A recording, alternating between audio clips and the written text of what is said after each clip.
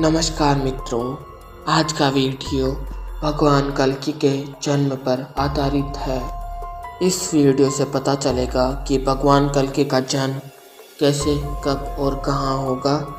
यह वीडियो शास्त्रों की मान्यता पर आधारित है।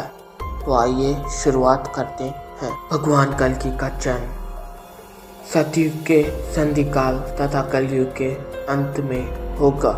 शास्त्रों की माने तो भगवान श्री कृष्ण और प्रभु श्री राम का भी जन्म अपने अपने युग के अंत में तथा आने वाले युग के संधिकाल में हुआ था। भगवान कल्कि का जन्म श्रावण मास की शुक्ल पक्ष की षष्ठी तिथि को हुआ था। इनका जन्म एक बहुत ही गरीब ब्राह्मण परिवार में होगा। इनके पिता का नाम विष्णु यश तथा माता का नाम सुमति होगा। यह भी मान्यता है कि विष्णु यश नामक इनके पिता ये अभी भी तपस्या कर रहे हैं कि भगवान श्री हरि नारायण को अपने पुत्र के रूप में प्राप्त कर सके। इनका जन्म उत्तर प्रदेश के संभल गांव में होगा। कहीं पर तो यह भी लिखा है कि इनका जन्म मध्य प्रदेश या उड़ीसा में भी हो सकता है, पर इनमें एक चीज़ सेम है, संभल गांव। इनका जन्म एक बहुत ही शक्तिशाली असुर को मारने के लिए होगा, जिसका नाम है कलि पुरुष। इनके साथ 74,000 लोग जन्म लेंगे जो महाभारत काल में थे, जो इनके अनुयायी बनेंगे तथा इनके साथ 64 धर्मगुरु तथा 8 सैन्य अधिकारियाँ भी जन्म लेंगे। यह सभी पब्लिसिटी से दूर रहेंगे, यानी जंगलों में या अलग लोगों से अलग निवास करेंगे। भगवान परशुराम को इनका गुरु बताया गया है।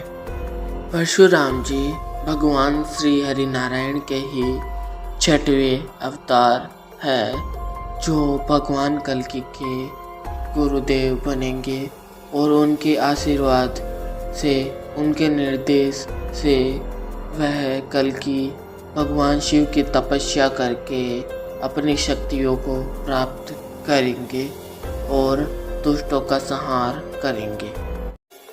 तथा कल्कि पुराण और भागवत पुराण में यह स्पष्ट रूप से लिखा गया है कि जब कल्कि भगवान आएंगे तब वह एक देवदत्त नामक अश्व पर सवार होके आएंगे तथा उनके हाथ में एक चमचमाती खड्ग होगी। इसके साथ ही संभल ग्राम में एक अश्व की मूर्ति है तथा उस पर मूर्ति पर एक चोट आई हुई है और वह धीरे धीरे चोट भर रही है। तो मान्यता यह है कि जब कल्कि भगवान आएंगे तब वह चोट अश्व की पूर्ण रूप से भर जाएगी और वह अश्व जीवित होके भगवान कल्कि के पास लौट जाएगा। इनके साथ 7 चिरंजीवी भी भाग लेंगे।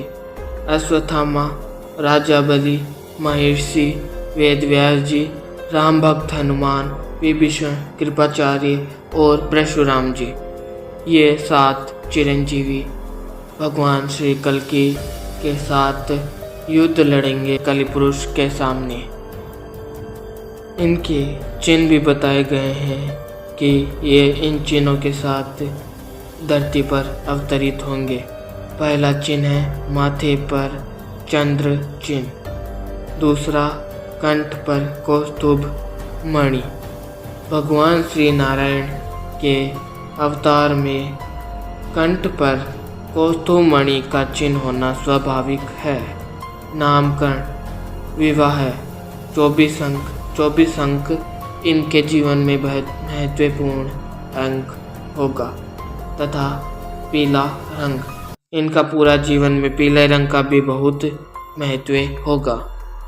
भागवत पुराण और कल्कि पुराण में यह भी निर्देशित किया गया है कि कल की भगवान कली पुरुष के सामने केवल 3 दिन में ही युद्ध ये समाप्त कर देंगे, अर्थात 3 दिन में कली पुरुष का अंत हो जाएगा।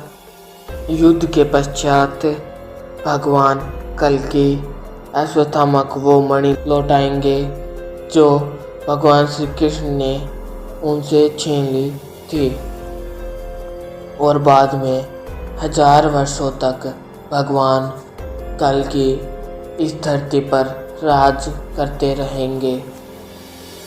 कलयुग के अंत में केवल एक ही राजा होगा जो बहुत ही शौर्यवान होगा।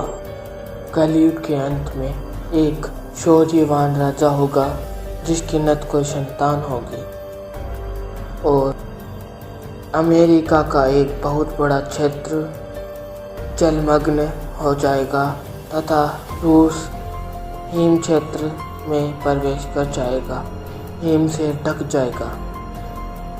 कलयुग के अंत में एक बहुत बड़ी सुनामी आएगी जो पूरे विश्व को जलमग्न कर देगी, और बाद में आरंभ होगा सतयुग का, जो धर्म से परिपूर्ण होगा, जहाँ फिर से तपस्वी पूजा हवन करेंगे भगवान को प्रसन्न करने के लिए आदि इत्यादि।